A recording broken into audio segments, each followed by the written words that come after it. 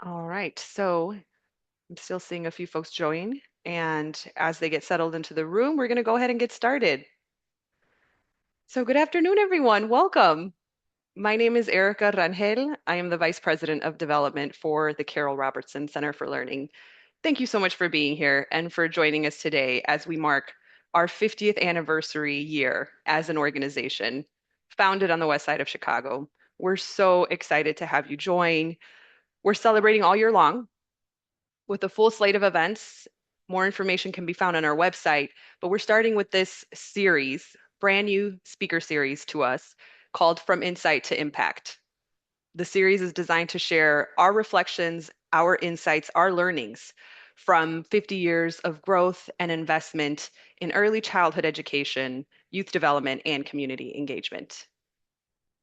So before we get started, just a few housekeeping notes.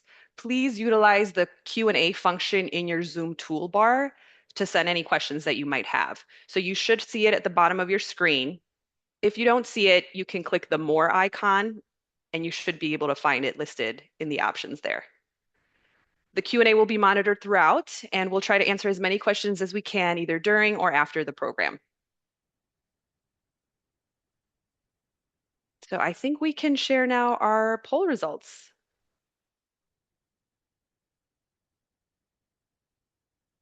Wow, okay. We have quite a variety of sectors represented here today.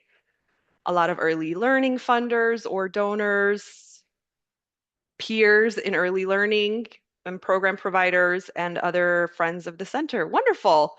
Well, as I said, we're so excited to have you here in the first program in this speaker series, Data as a Compass, Navigating the Early Childhood Landscape Together.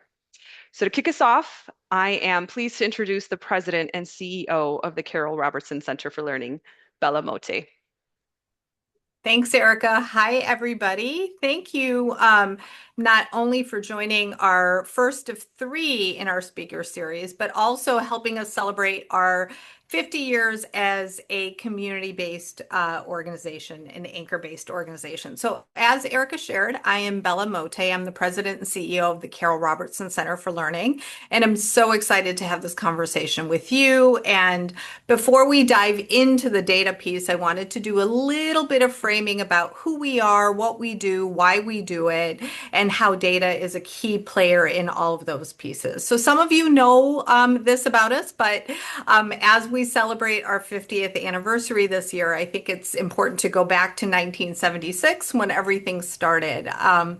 And one key takeaway about who we are is that we were actually founded in 1976 by the community, by families, and by staff.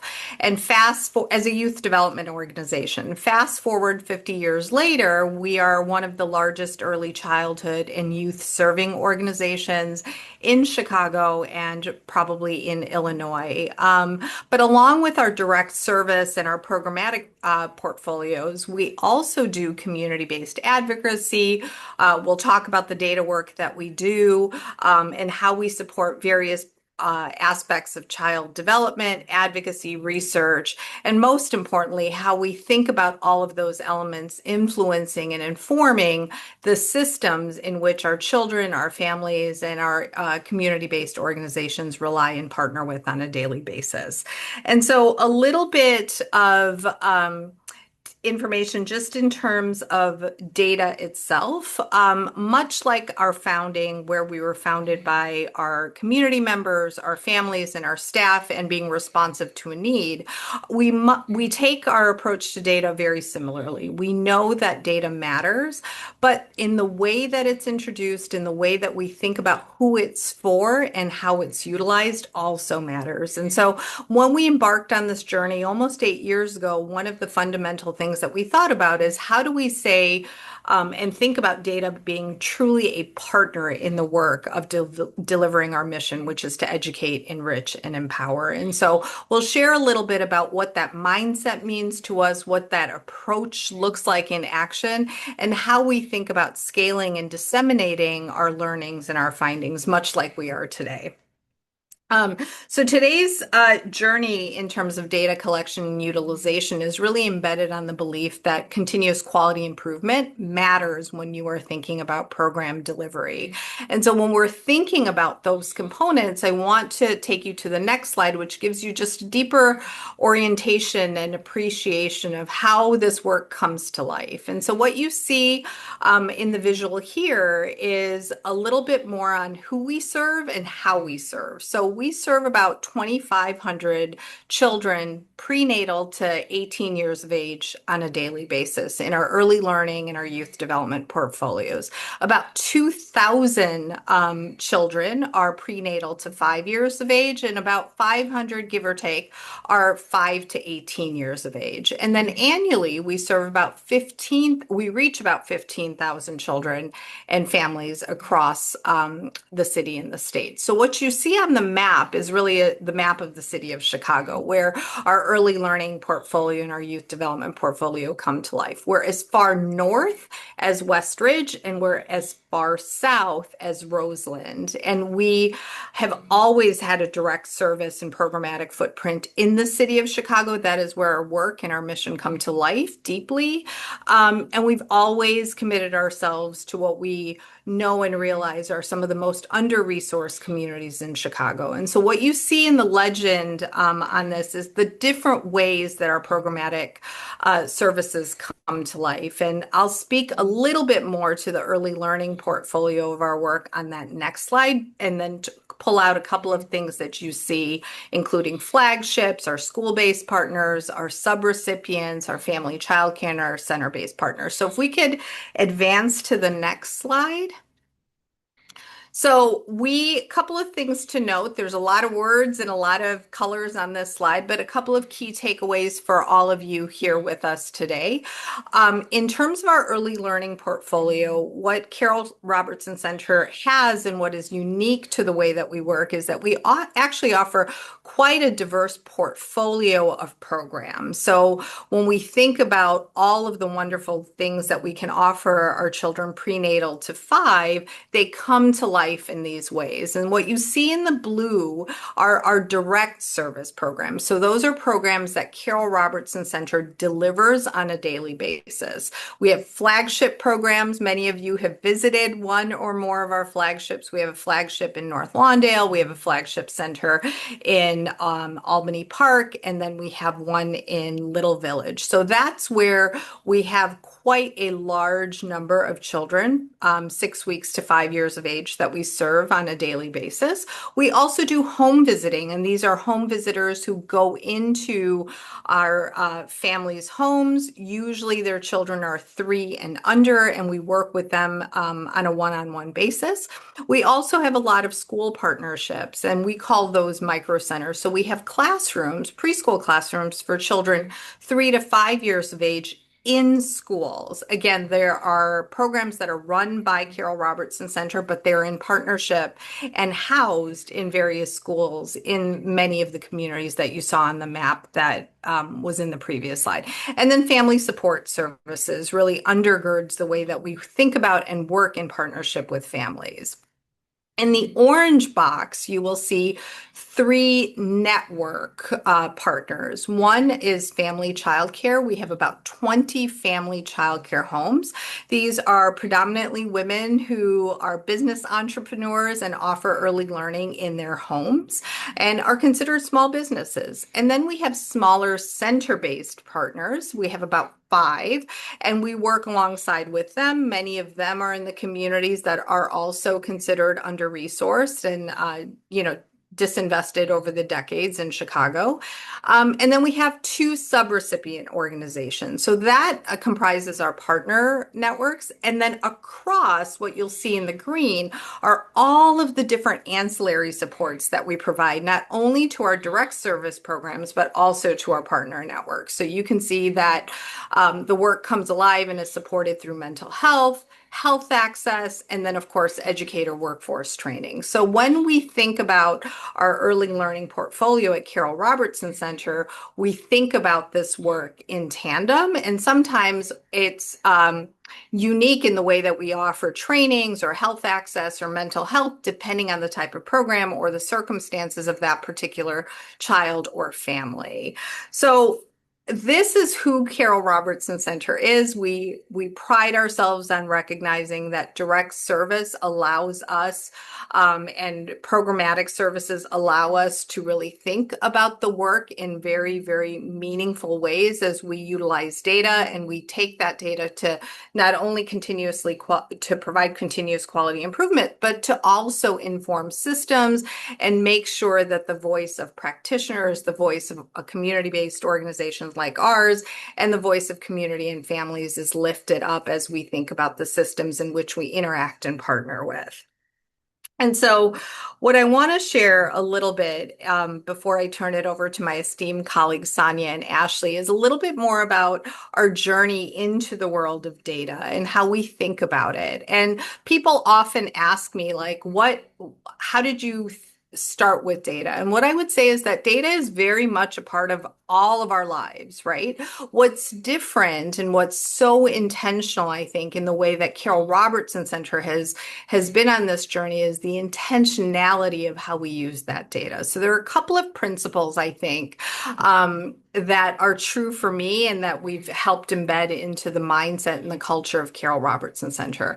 For as long as I've been in the world of early childhood and youth development, and it's a long time now, the central question was always around how do we make sure that our children are ready for school and ready for life, right? And that's a question that we continue to ask ourselves in both youth development and in early childhood. And what was clear is that when we think about what we need to answer those questions, data plays a significant role and serves as a partner. What sometimes, though, happens is how data is lifted up and how it's considered a partner varies. And so, what we wanted to do at Carol Robertson Center, soon after I started almost 8 years ago, was really to say, what if we just jolted the way that we think about data? And Sonia, our Chief Programs and Impact Officer, came along and we said, what if we start to think about the programmatic data and ask some really important fundamental questions? Why do we collect the data, right? Who do we collect it for? And how do we utilize the data once it's collected? And so there are a couple of things that I think are very true as we fast forward, and you'll hear some of our insights over the last 5 or 6 years, especially. One is that we collect data not because we have to collect the data. There are, of course, reasons, whether it's your regulatory reasons or your funders, but we actually think about the data as the tool and the vehicle for conversation with our families, our children, and our staff from a lens of continuous quality improvement. And so that changes the dynamic in the way that we think about the data. It's not something we have to do, it's something we do to get better. The other is that the intentionality has to be very clear in the communication, right? And so much like our founding story or our birth story, how we engage and have our children, our families, and our staff really think about the data is also especially meaningful. And so getting their insights, their concerns, their thoughts in our designs, in our execution of the data story is just as important as why we do it. And so all of this is built with this mindset of growing together, learning together, and then doing better so that we can fundamentally say, are our kids ready for school and for life? And so with that, I want to turn it over to both Sonia Crum-Knight, our Chief Programs and Impact Officer, and then Ashley Nazarek, who is our Vice President of Program Scaling and Dissemination. I take very little credit. These ladies are institutions and legacies in their own right and will walk you through how we bring our program data to life. So Sonia and Ashley, please take it away. Thanks, Bella. Really good to be with you all today. As we go along, if you have questions, please drop those in the Q&A box, and we'll be able to get to those towards the end of our time together. Before I jump into reflections on our journey toward building data infrastructure, so much of what Bella laid out, right, in her the principles results in the actual infrastructure to bring those principles forth. So before I do that, though, we want to know who you are. We want to get a better sense of your data journey, your organization's data infrastructure, and we'd like you to rate your own knowledge of data infrastructure. So we know who you are. From the first poll, we'd like to know a little bit more about you.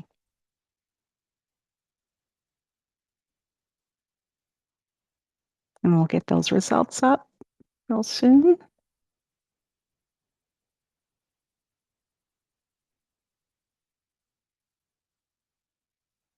All right. Let's see. Okay. So I like to say that the magic happens in the middle, and it looks like a lot of us are in the middle. So occupying that middle space, know something, working on it, know the basics, trying to get there and learn more. So thanks so much for sharing, uh, and we'll jump in. So as I reflect on our journey, I think any work towards building data infrastructure for continuous quality improvement must begin with a question. And our question, the sort of driving question, and Bella sort of hit on this earlier, is how are the children doing? Right? This seems an apt question for early learning if we really want to ensure that children are prepared for kindergarten upon leaving our programs. Now, since kindergarten readiness occurs within an ecosystem, not only do we have to consider how the children are doing, but we need to ask, how are the families? How's the workforce that serves our children and families? And what about the communities that support us all? So, to know how the children are doing led us to other questions that we needed to explore. Are children attending our programs consistently? Are they meeting widely accepted expectations for development as they matriculate through our programs? What about our workforce? Is pay equitable? Are daily requirements in our classrooms being met? And are our classrooms emotionally safe and intellectually rich spaces for authentic child-centered learning? We need to know more about families. Do they feel heard and seen? And of course, our communities. What partnerships do we have? What do we need? What services do we have? What do we need more of? So, in order to answer those questions, as we sort of reflect on the last almost 8 years, we've sort of distilled this journey down into 5 steps. And so most of our time today will be spent walking you through these 5 steps. They're not necessarily linear, but we did want to bucket and distill them for you. So I'm going to walk us through the first two, minding the research and defining the destination. And my colleague Ashley will take us through the last three, 4, and 5. So, minding the research. What do we mean by that? We need to be clear on what the research tells us before we can set any benchmark for growth, right? We know that our North Star is kinder readiness, but kinder readiness doesn't happen within a vacuum, right? It happens within an ecosystem. So, what does the research tell us about the percentage of children in our state who are ready for kindergarten? We talk about family partnership and engagement, but to do the work in a deep and meaningful way, what does the research tell us about family support, sort of family involvement, its impact on children's well-being and readiness?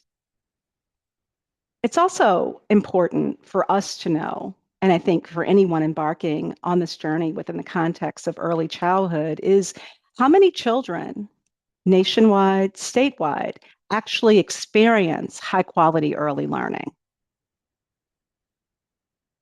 And of course, what are the long-term impacts of consistent attendance? So, in seeking to know what we were solving for, we came to understand that we needed to be really explicit about our North Star, right, which is kindergarten readiness. And that leads me to defining the destination. So, one of our favorite visuals here at the center. Um, we know what the research is, we know where we want to go, but what does this work look like within the context of the Carol Robertson Center? What is our contract with children and families? What do we want children to be able to do, to know? What are the attributes that our educators and our administrators need to embody to bring this work forward in a high quality, deeply impactful way? So this led us to our kindergarten readiness or our readiness portrait. And I think it's important to note before I get into the tenets of this portrait is that as we determined this portrait, it was developed within the context of our understandings of the kindergarten individual developmental survey, the kids, which is used to assess kindergarten readiness in Illinois. We also linked it to outcomes and teaching strategies goal, which is an observational tool we use to observe children's progress toward the widely held expectations that lead to kindergarten readiness. And we also track this to the Head Start early learning framework, which we believe is a comprehensive compass for school readiness. So, as we defined our destination, and we thought about like how do we get there and what does it look like and what's the unique context of Carol Robertson Center for Learning, I want to spend just a minute explaining why we did that. Without a defined destination that everyone can see and embody, right, there's a risk that those we are working with may not understand how to get there or may not understand what we need, right? If we get 15 people in a room and ask them, what is high quality early learning? We will likely get 15 different answers. If we ask those same 15 people, what does it mean to be ready for kindergarten? We'll probably get another 15 different answers. So the portrait really allows us to ground in the unique context of the Carol Robertson Center for Learning and the promises that we're making to our children, families, community, and workforce. So persistent problem solvers for us actively participate and persist through challenging tasks. Resilient and inclusive relationship builders are children who understand and value the importance of caring to a of contributing rather to a caring, collaborative, and equitable space with their peers. Self-confident advocates, we see this as children who advocate for themselves and their communities throughout their learning journey. We really do believe that kinder readiness is setting the stage for lifelong success. And then, of course, proactive explorers and investigators to us would represent children demonstrating a genuine inquisitiveness and love of learning. So, as we thought about this destination, as we thought about our readiness portrait, we needed to think, okay, to bring this forth, what needs to actually happen for children within the context of what we call the early learning ecosystem, which consists of families, our community, and our workforce, right? What needs to happen for each of them? And this led us to determining what we would measure, how we would measure it, why we would measure it, and what we would do with that data. So now I'm really excited to pass it along to my colleague Ashley as she walks us through the metrics, the investment of time, capacity building, along with our journey of data literacy, of building data literacy. Thank you, Sonia. I am so excited to be here with you all. 40% of you said you were friends of the center, so some of you may know that we are big data geeks and are really just want to hear from you as much as you're hearing from us. So please continue to put any comments or questions in the chat. I also want to nod to the fact that 62% said that they use some data, but it's not widespread, which is a really common practice in our early childhood landscape. And so we really needed to, as Sonia said, once we knew we had a clear vision of the destination and we linked back to those central principles that Bella talked about in terms of how to partner with data, we really also needed to help stay focused on what does it mean to collect all this data, use all this data. It can oftentimes feel like things are you're going from one thing to the next that you have to collect and report on. So what you're seeing here is our evaluation framework. In white, in the white boxes, you have the what. What are we seeking to know? And in the orange, you see some of the actual tools that we use that help us determine or really talk about those metrics and where we're at right now. This framework is purposely simple. It is not supposed to be as comprehensive or specific as all of the different requirements that we need to collect for, let's say, the Office of Head Start. It is not meant to be a placeholder or supplant what we're doing and have to report on to our state funding. Right? It's not about those regulations, as Bella said earlier. It's about how are we really staying tried and true to this is what we measure, this is where we are, this is where we're going. And how do we answer that core question that Sonia asked about? How are the children doing? We can't know how the children are doing unless we obviously know about their developmental attainment and their learning environments. We also can't know how they're doing, though, without asking our families, what do they want to see in a caregiver child relationship? What do they value that they want to bring into the center culture? And of course, how can we support families to empower them to really advocate for their children as they're going through school and life? For educators, we need to ask some central questions around what do they know about best practice? What do they believe about their practices benchmarked against those best practices? And really importantly, do their dispositions, do their professional dispositions align to the center's core values and our educational philosophy?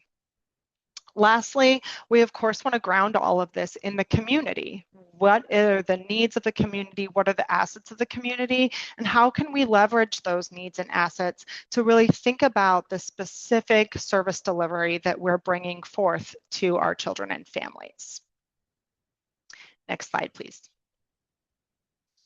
So for those of you in the room who said that you were ready to learn more or that you are experts. Some of you said only a few people said they were experts, but I have a feeling that some of you are experts and you were just being humble. So when we look at this, lots of you might be familiar with this. It's our continuous quality improvement life cycle. It is how we at the center really make sure that we are doing this in an ongoing and never-ending way, but that we're having a clear start and end timeline to what we're collecting, when we're collecting it, when we're reporting on it, and when we're using it. And so we do this on a quarterly basis at Carol Robertson Center. Every life cycle can be different depending on what your focus of collection is.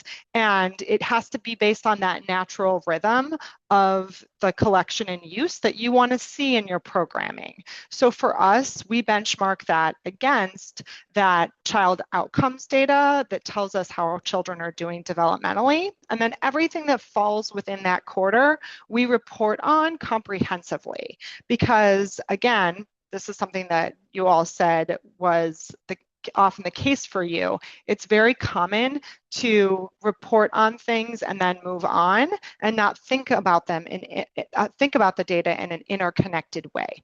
So this life cycle helps us get a big picture snapshot every quarter of what exactly where we're at and what we want to recommend and do going forward from there. Next slide, please. So the investment piece. This is something that we is absolutely foundational to when we think of data quality and usability. How are we actually investing our time, our talents, and our treasure in this work? What does that look like? It is, for us, it's part of our budget, right? We are building internal infrastructure through how we think about particular roles and responsibilities. We're also thinking about that in terms of the time it takes to collect any given data and the amount of time that we expect to see change. Lots of times we want to have this idea that we're going to collect something, we're going to do it, and then we're going to see improvement, and then that improvement can sustain. Our approach is a little bit different. We believe that that ongoing, never-ending cycle means that it's not always going to be linear. You're going to see one thing go up, another thing go down, and you have to constantly be examining in your collection cycle, how are you bringing those resources to bear? How are you making sure that your staff are receiving not just the right training, but the overall correct protocols and processes to really ensure your data reliability. So that brings us to data use. And I'll take us through a little bit of an example. First of all, one example that everyone is probably familiar with is a data example from all of our lives is going to the doctor. Right? So we go to the doctor and you might go for your annual checkup and they give you your labs. And you get your blood work done, and hopefully everyone now is able to access those labs. The doctor calls you within a pretty quick timeline to let you know everything looks good, or maybe there's some things specifically they want to look at more deeply. Let's say, for example, that you come in and you have slightly elevated blood pressure. Now, let's say that they don't tell you at all what that blood pressure is exactly. They just tell you it's slightly elevated. And then you get your blood drawn and they don't come back and tell you anything about that for 6 months. 6 months go by, you hear nothing. And then all of a sudden someone says, here's your labs. Please use this information to make better lifestyle choices. And you're thinking to yourself, well, I needed this information 6 months ago and I've done the following 3 things. So this is absolutely meaningless to me now. That is essentially what we have done in early childhood when it comes to bringing to bear the data to practitioners and to families in a timely manner. Unfortunately, that data often goes up for reporting, and very rarely does it systematically go back to the people who are making decisions to really help improve their practices. So the resource of time and the resource of talent is incredibly important here so that we can really make sure that we understand how can we turn something around fast enough for our practitioners to do something with that data, right? So instead of giving them their labs in 6 months, we're giving them back in 2 weeks. We're making sure that they can make those decisions and they can really think about the fourth part of this life cycle, which the fourth part of that life cycle that I just showed you, which is how to improve. What training do you need? What professional learning experience or coaching? How do you make goals with this data? So that is, for us, those processes in and of themselves are investments that we make and we continue to make. Next slide, please. This is an image of how we also invest in that ongoing, never-ending drumbeat of data. And going back to that example, that Dr. Lab example, there's a tool that we use that looks at the measure of quality of practice in the classroom that the teacher is implementing, right? And it looks at really between the children in the room and the caregivers, how well are they implementing and facilitating those learning and development best practices? And oftentimes, this is a data set that has been done to our educators. It really is something that maybe they see, maybe they don't. Maybe they're told that they're low in this, but they really don't even know what that means. Maybe they're told that they're doing good enough and they can just keep going about their day. Or maybe there's no conversation at all and they're just given a generalized report. Whatever that piece is, for us, what we have moved to is really thinking about how do we ensure that instead of a one and done every once in a while, how are we doing that on a drumbeat where there's an assessment calendar that looks at everything we're collecting within those quarters, again, going back to our quarterly life cycle, and then how are we collecting those things, analyzing those things, giving that data back to practitioners, families, and our staff. And then that final piece, how are we discussing collectively as a group how to use that data so that we can really think about improvement? And so what this does, it seems like a very simple and no-brainer thing to do, but for us, it holds us accountable to what can often get in a very busy programmatic landscape put to the side. So it keeps it front and center and it helps us continue to hold that partnership with data in a way that's going to be as meaningful and usable as possible. Next slide, please.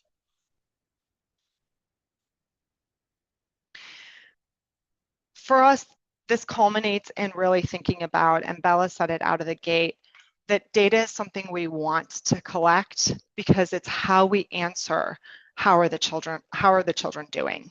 It's how we look to our North Star of kindergarten readiness.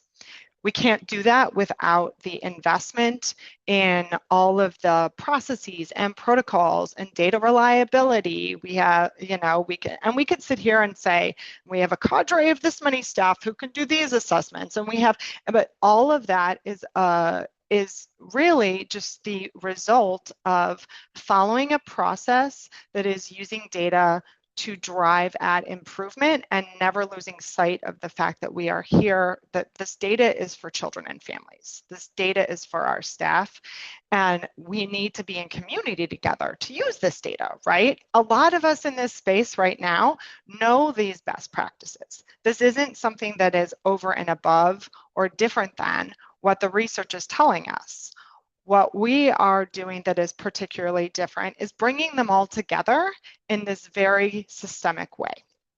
So everything that we are talking about actually does lead into our internal professional learning system that really ensures that if the big data says this and then the practitioner data says this, how are we using both of those pieces to help us think about where's the organization improving and going, and where are down to the micro decisions of me as a teacher, how am I using that data to make sure that a child in my classroom is continuing to grow and thrive in all the ways that they deserve. Next slide, please. So one of the things that we really love to do at Carol Robertson Center is a data dialogue. We're going to share an example of that in a moment, but I really just want to call out that our principles and goals are not something that we went and created on our own. We looked to the research. We minded that research to think about how do we make sure that we are truly using this data for improvement, that we're doing it in a drumbeat way, that we're recognizing what it tells us and doesn't tell us, and that we understand that change processes, they take a lot of time. We all know this, but again, we really want to see that very crisp story of you go in, you do the thing, everything gets better. And the reality is that's just not the way that it usually works.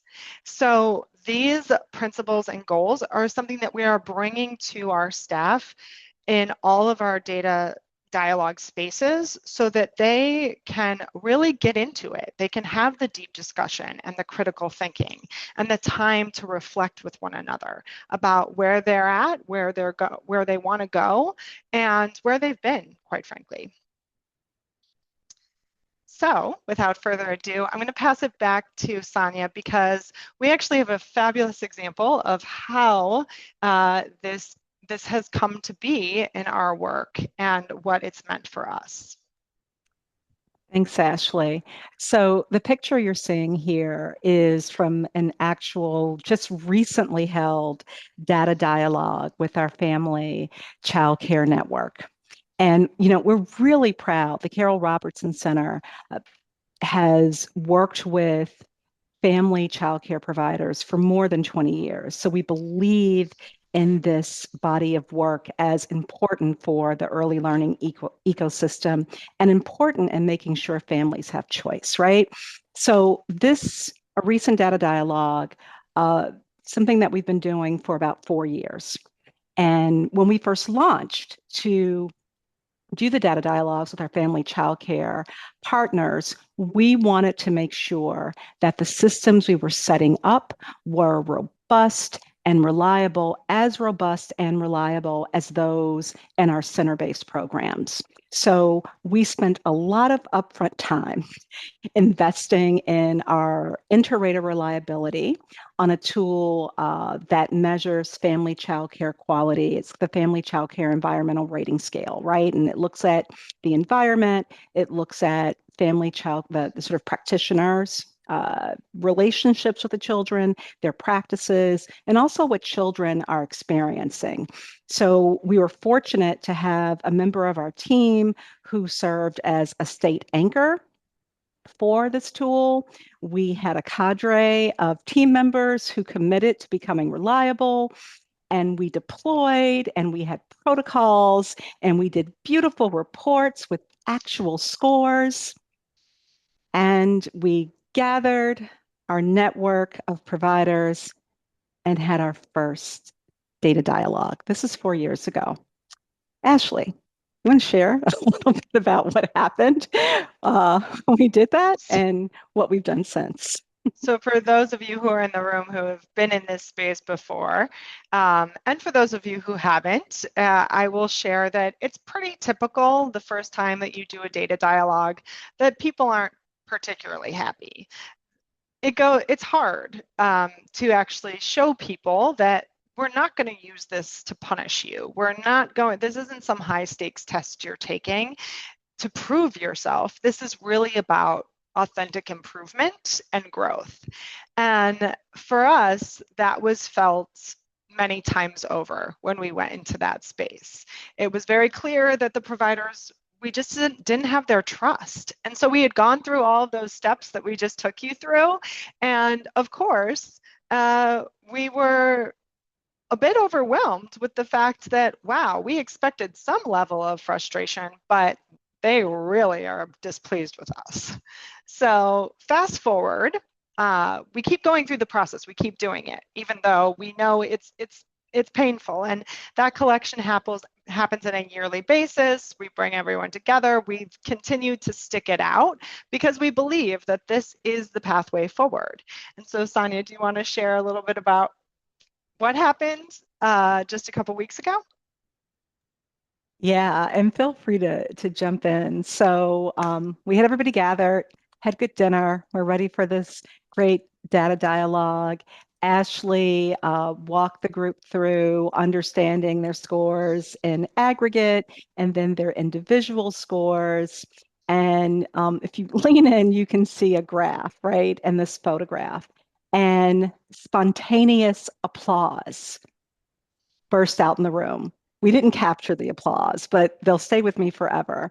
And we even had some of our partners in the room, speak of, oh, provider-child interactions. I know why that's gone up because I started doing this 2 years ago. So it was just a beautiful moment that could have only happened because of what Ashley spoke about in terms of building trust and staying the course. And before we wrap, Ashley, you were like right at the front of the room. What did it feel like for you? Because you've been in every single one of these data dialogues for the last 4 years. So I wasn't anticipating facilitating this session, actually. We had someone who had planned to do it from the team, and she was unable to do so. And so I had gone pretty quickly into like, all right, I just need to dust myself off and make sure that I'm ready to go and ready for the providers and ready for what has traditionally been a hard conversation. And when they started just applauding, I had this feeling washed over me of this is what it is. This is success, right? This is that moment where all of the steps, all of the processes, all of the robust collection and just sticking it out and continuing to follow what we have laid out for you here today, that's the moment. There's not a you have arrived moment. There isn't a time when you say, check, we met this widely held expectation for a child, we're done here. Or this provider, they've got a 6 now or a 6.5, they're close enough to a 7, we're done. Instead, we really have embraced this idea that data infrastructure is it's continuous. It's a continuous journey, and that's what really washed over me in that moment, is that this is a journey, and this was a moment in the journey in which there could be a moment that there could be some things to celebrate, and there could be demonstrable shifts in practice because of this work. Thanks, Ashley. So I think we'd like to now hand it back to our colleague, Erica, and go through any questions that you might have. Thanks, Sonia and Ashley, so much. So we are wanted to make sure to remind you that there's still opportunities to enter a question in the Q&A in your toolbar. And we are going to start with a few questions that we received in advance. So the first question is, how do you fund this work? And this question may be best answered by Sonia. Yeah, I'm happy to get us started, and Bella and Ashley feel free to jump in. I think Bella spoke to our sort of journey from youth development to offering early learning. The vast majority, obviously, of our funding is public funding. And so we really looked at, what it as our budget as a contract, right? A contract with our communities, with our families, our children, and our workforce. And so one example I can give in terms of making sort of putting your money where your money where your mouth is really looking at what you're investing in. So there's one person in our organization that has an assistant, and that's our CEO and president. There, no VPs, all VPs, C-suite, whatever. We do our own spreadsheets. We do our own PowerPoint presentations, right? So if you look at just the sort of idea of what you're investing in admin, right? Looking at that could help, right? Build a base to fund this type of work. And it's also being smart about those job descriptions. And Ashley kind of spoke to that earlier. So job descriptions are never just the sort of one that I'm doing 0 to 3 and that's all I do, or I'm only sitting at a desk, right? So it's also being smart about how you're deploying people and how you're budgeting for that. But I would say principally, it's putting the resources, as much of your resources as you can, into the program. Yeah, could I maybe just build on that, Sonia? Thanks for that. I Of think there course. obviously it goes back to the culture and the mindset around data and the utilization for a continuous quality improvement. I do want to, and I know Erica joins me, as do Sonia and Ashley. When we first started this work 8 years ago, it was really our foundation partners and our individual donors who got behind this vision that we had to do it a little bit differently. And so their initial sort of investments helped us really imagine what would be possible. And then as we became our own Head Start grantee 5 years ago, we were able to build a budget that supported this work. And we continue to raise funds thanks to Erica and her leadership to make sure that we continue to have that drumbeat that Ashley and Sonia talked about, but that we're also taking the learnings and the insights and continuing to innovate and improve. Thank you. I'm going to go to the next question, and this one has to do with building the data infrastructure. We're a small organization. How do we start? I will jump in. First of all, if you are wondering, if you're saying, oh, we have a lot of data, we do a lot of things, but we're not really sure how to build this out in a way that it aligns with how we want to use data and the purpose of having a robust data infrastructure, reach out to us, give us a call, give us send us a message. We would love to talk more. This work is really, it would be disingenuous of me to say, first you go to this research article and you look at this, and then you go and that would be completely inauthentic. You really need to, so if we were sitting down and just having a conversation, I'd want to know a little bit more about where are you at in this journey? What resources can you commit? What what are your priorities? What do you want to know the most about, right? And then taking all that and starting to build out the actual system from there.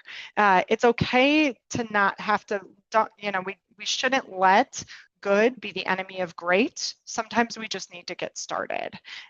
So I know that that's not a great answer, and people don't love when we can't get like first do this, then do that. But the truth of the matter is it's very contextual.